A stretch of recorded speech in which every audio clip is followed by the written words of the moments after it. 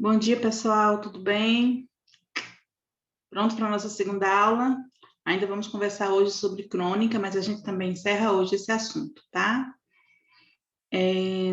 Ficamos de fazer uma análise, né? Dissecar um texto, que é o texto Conversa de Botequim, que é uma música, né, de Noel Rosa. Eu botei lá no grupo para vocês, com Tereza Cristina cantando. Achei que vocês iam gostar mais do jeito e da performance dela. É bem legal, eu gosto muito. Eu acho que eles gostaram também, algumas pessoas me disseram, pro, legal, gostei. Bom, então, eu pedi que vocês analisassem aquele texto e me dissessem quais características da crônica ele reúne, para poder a gente ter certeza que aquele texto é realmente uma crônica. Para aí, ali é um texto, não é uma música. Música também é texto, né? Poesia é texto, música é texto. Você sabia que se eu te der só uma imagem, eu nem aqui agora para mostrar, mas só uma imagem, se ela representar uma mensagem, ela é um texto não escrito, né? É um texto visual, mas é um texto também, né? Então, música também é texto, óbvio.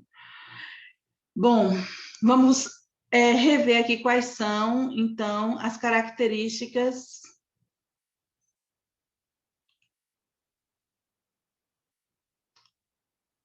da crônica, né? Em resumo, não vai não? Em resumo, a crônica pode ser entendida como um retrato verbal, não é, particular dos acontecimentos urbanos, e embora não seja uma regra, a crônica relata de forma diferenciada as ocorrências, seja de forma artística, ou em tom crítico ou com humor, né? Aí as características principais são escrita em textos curtos de fácil compreensão, então linguagem simples, né? Geralmente em prosa, ou seja, texto corrido, né? Não costuma ser feito em poesia, mas existe, não é? Algumas crônicas nesse formato. Podendo inclusive ser escrito apenas com uso de diálogos, sem interferência do narrador. Eu ia trazer para vocês, eu falei para vocês, pedi que vocês pesquisassem, eu acho, no vídeo passado, quem tivesse curiosidade de ver um texto, de Luiz Fernando Veríssimo. O texto é Como Pedir uma Pizza, Como Pedir uma Pizza, tem um ano lá, se botar no Google você acha, é só diálogo, né? Não tem estrutura de narrador contando nada. Possui linguagem despojada, aleatória, assim, representativa e simples, né? Linguagem simples, linguagem trivial do cotidiano, né? Sem um linguajar muito culto, muito formal. Narra situações do cotidiano, né? Rotineiras, uso de poucos personagens, às vezes nem tem personagens. Tempo e espaço bem definidos, como eu falei para vocês, você sabe onde aquilo está acontecendo, não é aquele tempo psicológico, não é aquele tempo psicológico, nem aquele espaço psicológico. Para o tempo e espaço psicológico, o que são? São lugares que a gente não consegue definir quais são. A gente ainda vai trabalhar isso em outros textos, em outros gêneros esse ano, viu? Depois a gente fala mais sobre. Muitas vezes as ações desenrolam-se em uma única cena, em um único instante. Caráter crítico sobre comportamentos e situações, o uso do humor crítico, irônico e sarcástico, e segue um tempo cronológico determinado. Muito bem. Agora que a gente revisou quais são as características, nós vamos analisar o texto de Noel Rosa. Deixa eu pegar ele aqui, que eu trouxe ele para vocês. No slide de hoje.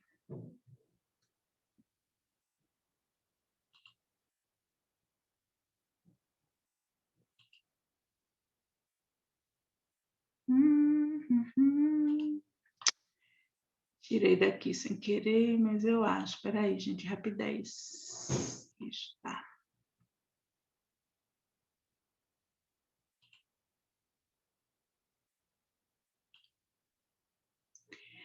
Conversa de botequim. Seu garçom, faça o favor de me trazer depressa uma boa média que não seja requentada.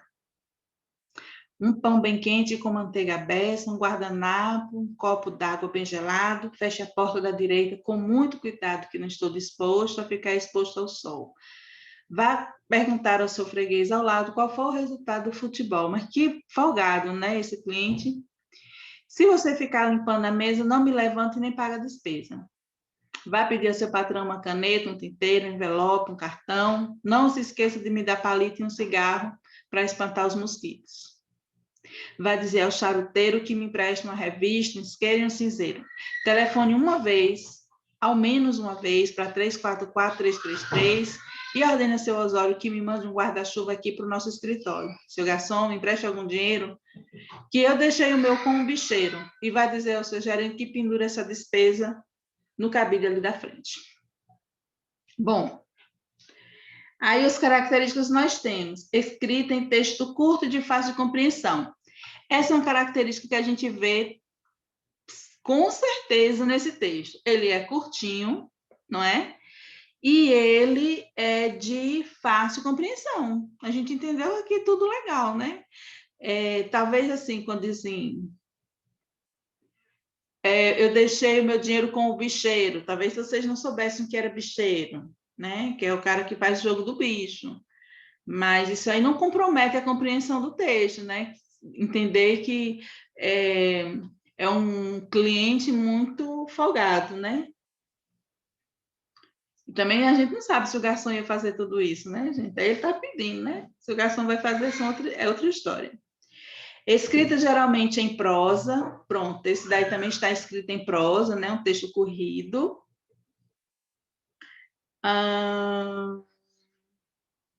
Pronto. Então, primeiro, é um texto curto de fácil compreensão, está escrito em prosa, possui linguagem despojada, representativa e simples, e apresenta, né? Outra característica, narra situações do cotidiano, narra sim.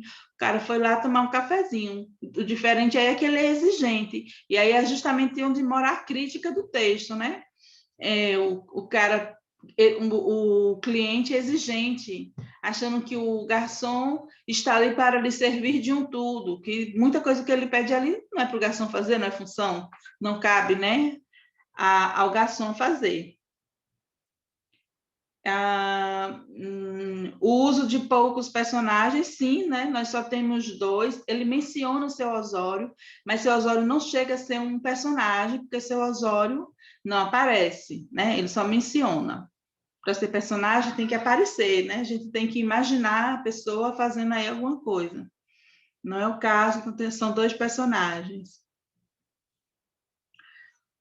O tempo e o espaço bem definidos. Aí o espaço fica subentendido, né? Que é uma lanchonete, uma cafeteria, um barzinho, não é? E o tempo a gente não consegue definir, mas não é o caso de dizer que o tempo é psicológico, não. A gente imagina que seja cafezinho, um pão, deve ser de manhã. A gente não pensa, né? Café com pão de manhã. Então, também é uma característica presente nesse texto. O caráter crítico sobre o comportamento e situações. Então, é justamente isso que eu falei para vocês agora há pouco, né? O comportamento folgado desse cliente, achando que o garçom está ali para lhe servir de um tudo, né? É outra característica. O uso do humor crítico, irônico e sarcástico, a gente vê, né? A forma desse garçom estar pedindo as coisas assim é um texto engraçado, né?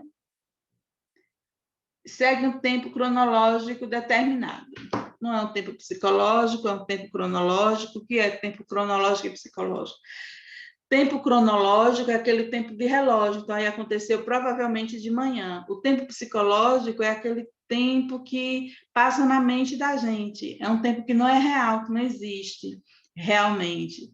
Por exemplo, quando alguém é adulto, mas tem comportamento de adolescente, né? Um cara de 40 anos que quer viver como se tivesse 18, indo para as festas, indo para as farras, chegando de madrugada em casa, não guardando dinheiro para pagar suas contas no final do mês, torrando tudo em bebida, etc. Esse é o tipo de coisa que um adolescente irresponsável faz, mas não um homem de 40 anos, né? Não se espera que um homem de 40 anos faça isso. Então, a gente vai dizer assim, fulano tem 40 anos na idade cronológica e 16 na idade psicológica, entende? A forma como ele se sente. E a idade psicológica, o tempo psicológico, o lugar psicológico, são referências que a gente dá para coisas que são intangíveis e que são só imaginárias. Tá bom, gente? Aí eu trouxe um outro texto aqui para a gente estudar, tá? Para a gente ler. O Homem Trocado. Vou ler com vocês, acompanha aí. O homem acorda da anestesia e olha em volta. Ainda está na sala de recuperação. Há uma enfermeira do seu lado. Ele pergunta se foi tudo bem. Tudo perfeito, diz a enfermeira sorrindo. Eu estava com medo dessa operação. Por quê? Não havia risco nenhum. Comigo sempre há risco. Minha vida tem sido uma série de enganos. E conta que os enganos começaram com seu nascimento. Houve uma troca de bebês no berçário e ele foi criado até os 10 anos por um casal de orientais que nunca entenderam o fato de terem um filho claro com olhos redondos.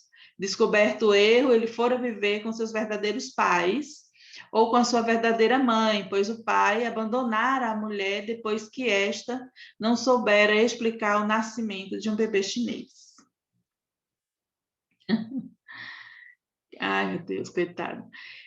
E o meu nome, outro engano. O seu nome não é Lírio? Gente, lírio é uma flor, né? Lírio. Eu até tenho ela aqui no jardim, lírio. Era para ser Lauro. Se enganaram no cartório e na escola vivia recebendo castigo pelo que não fizera. Peraí, tá no meio. Pelo que não fizera. Fez o vestibular com sucesso, mas não conseguira entrar na universidade. O computador se enganara. Seu nome não apareceu na lista. Há anos que a minha conta do telefone vem com cifras incríveis, cifras, valores, né, gente? No mês passado, tivera que pagar mais de 3.000 reais. O senhor não faz chamadas interurbanas? Nem telefone eu tenho. Até teve uma breve, louca alegria quando ouviram o médico dizer: o senhor está desenganado. Mas também foi um engano. O médico não era tão. Foi um engano do médico, não era tão grave assim. Uma simples apendicite. Isso ele dizendo para a enfermeira. A enfermeira parou de sorrir, né? Apendicite? Perguntou hesitante, nervosa, preocupada. A operação era para tirar o apêndice, que é a cirurgia simples, né? Do que vocês me operaram? Ai, trocaram o sexo. O rapaz entrou Lauro e saiu Laura. Eu peguei esse texto para mostrar para vocês o tempo verbal, tá? Crônica é sempre escrito ou no presente, tá? Aqui, ó. Ai, não, peraí. O homem acorda da anestesia e olha em volta. Isso aqui é presente. Ainda está na sala de recuperação. Há uma enfermeira do seu lado. Ele pergunta se foi tudo bem. Tudo perfeito, diz a enfermeira sorrindo. Veja que até aqui nós estamos no presente. Aí depois começa a jogar o tempo passado, porque agora eles vão falar da cirurgia que aconteceu, das proezas, né, dos acontecimentos de quando ele era criança, de quando ele nasceu. Então, a partir de agora, entra o passado, não é? É muito difícil numa crônica a gente achar o futuro, se falar do futuro numa crônica, tá? Geralmente a crônica a gente fala do passado e do presente. Aí eu queria conversar com vocês sobre o passado. Existem 3 tipos de passado. 3 tipos de passado. Ai, professora, não diga, que invenção é essa? Nunca vi 3 tipos de passado. Essa professora inventa, viu? 3 tipos de passado, sim. Nós temos o pretérito, que é passado, né? Mesma coisa. O pretérito perfeito, o pretérito imperfeito e o pretérito mais que perfeito. Como é isso, professora? O pretérito perfeito é aquele passado que foi. Já foi Bandamel, já aconteceu. Ó, eu viajei para Florianópolis, eu viajei para Recife. Pronto, eu viajei para Recife. Esse foi um passado que eu fui lá em Recife e pronto, né? É um passado simples, de uma coisa que aconteceu. É uma coisa que ficou no passado. Eu viajei para Recife. Acabou. Não importa se eu voltei, se eu fiquei, outra história. Eu viajei para Recife. É um acontecimento do passado. Esse é o pretérito perfeito, tá? Outro passado é o pretérito imperfeito. Veja, quando eu digo assim, eu viajava para Recife. Quando eu digo eu viajava para Recife, vocês entendem que eu fazia essa viagem, que eu fiz essa viagem várias vezes, que eu tinha costume de viajar para Recife. E também é um passado. Não, passado, eu viajava lá atrás. Só que você fica com a impressão de que eu fazia aquilo várias vezes. Então, esse é um pretérito imperfeito, tá? E o pretérito mais que perfeito?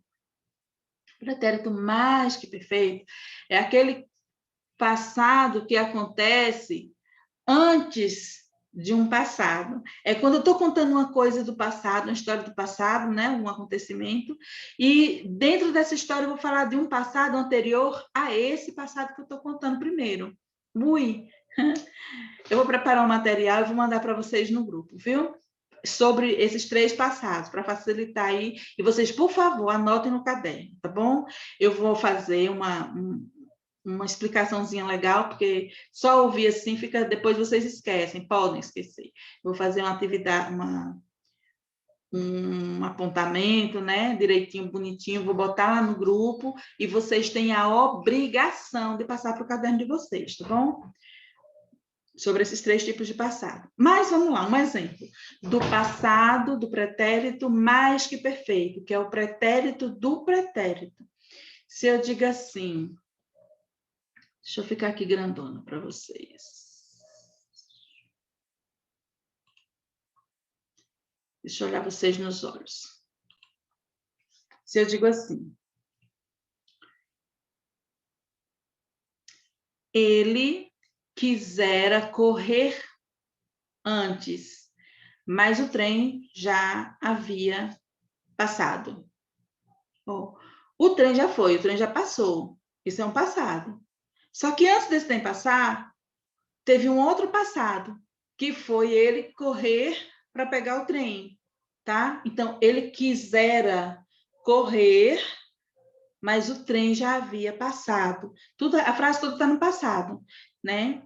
Quando eu digo o trem já havia passado, o trem já havia ido, já havia partido, isso aí, essa parte da frase está no pretérito perfeito, tá? Pronto, o trem já foi. Agora, quando eu digo quisera, fizera, correra, nadara, sabe? Viajara. Quando eu coloco esse finalzinho, ara, ava, no finalzinho do verbo, quer dizer que eu estou usando o pretérito mais que perfeito. Estou falando de algo que aconteceu antes de algum outro passado que está lá naquela frase, está lá naquele texto, viu? Então, o trem já havia passado, já tinha partido, é um passado. E ele ter corrido para pegar o trem é outro passado, é um passado do passado, viu? Então, por isso que a gente diz que é um pretérito mais que perfeito. Para isso, no futuro, não quisera, vendera, não. O futuro não é vendera, é venderá, tá? É venderá, é correrá, é nadará, é partirá, viu? Correra, nadara, partira. Vê que o som é diferente? Pois é. Quando a gente diz, quando essa frase, essa palavra, ela é oxítona, quer dizer que ela vai receber o acento lá no final, aí ela é futuro. Partirá, venderá, comerá, cagará, mijará. Aí a gente está falando no futuro. Agora, para falar no passado, vendera, correra, nadara, partira, amara, viajara, é tudo passado. Passar uma atividade para vocês sobre isso, tá bom? Vamos voltar lá agora.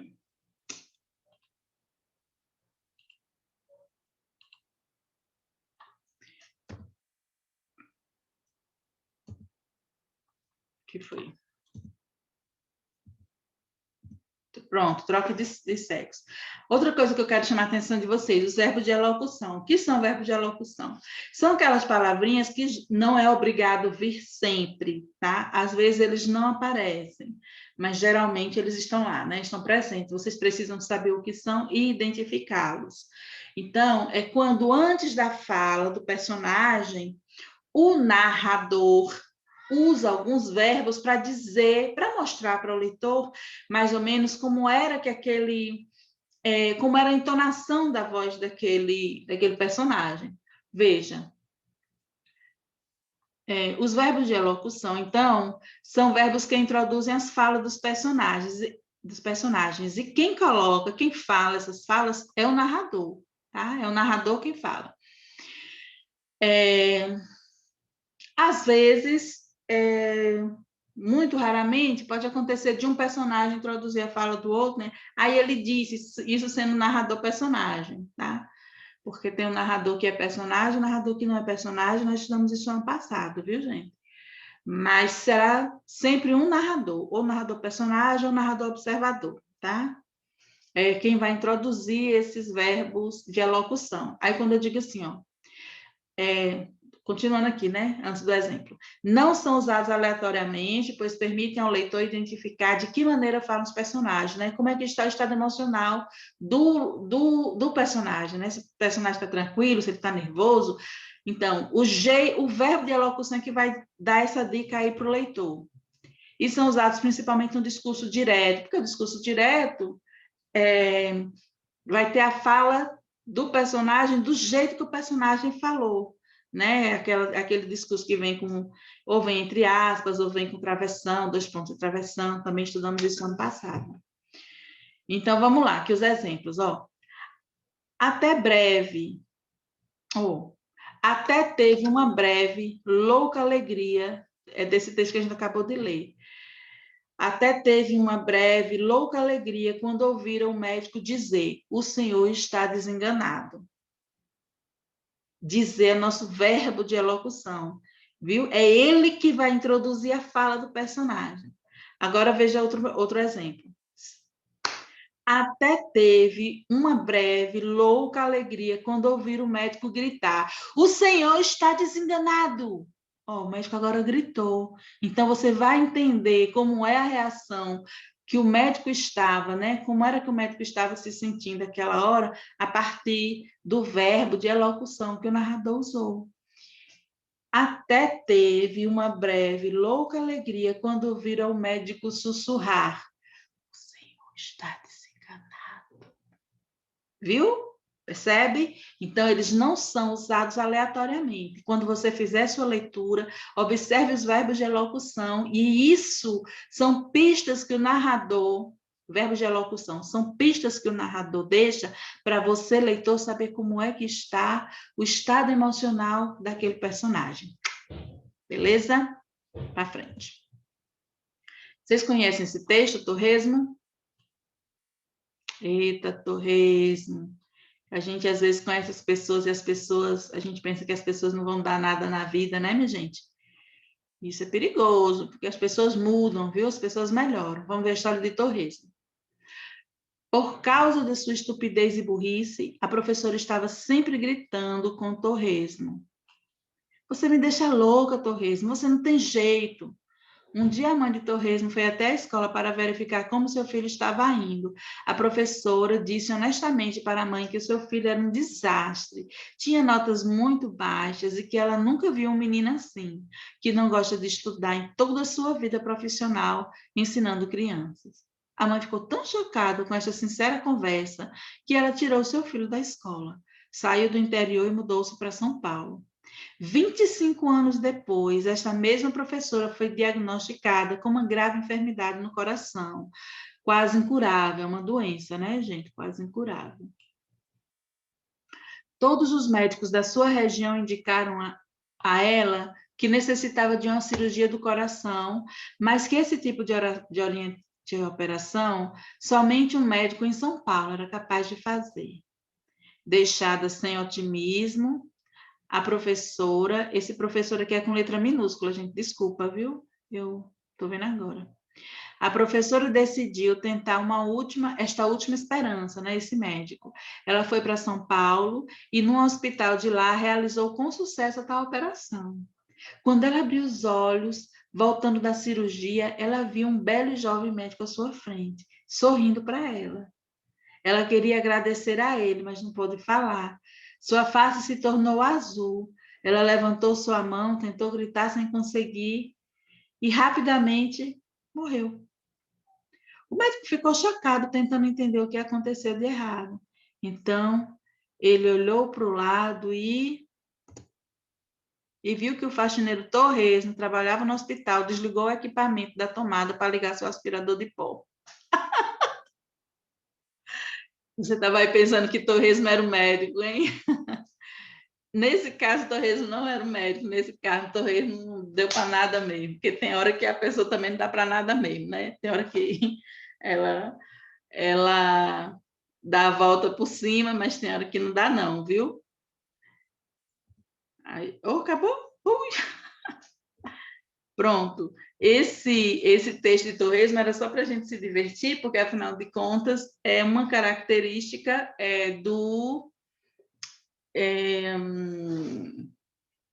da crônica, né? O humor, né? E a crítica. Você vê a professora falar mal de um aluno, o professor não pode ter esse comportamento que ela teve com o seu aluno, né? E também a gente imaginar que as pessoas sempre dão a volta por cima, nem sempre, né? Às vezes a pessoa realmente fica fracassada, realmente não consegue dar a volta por cima, tá bom?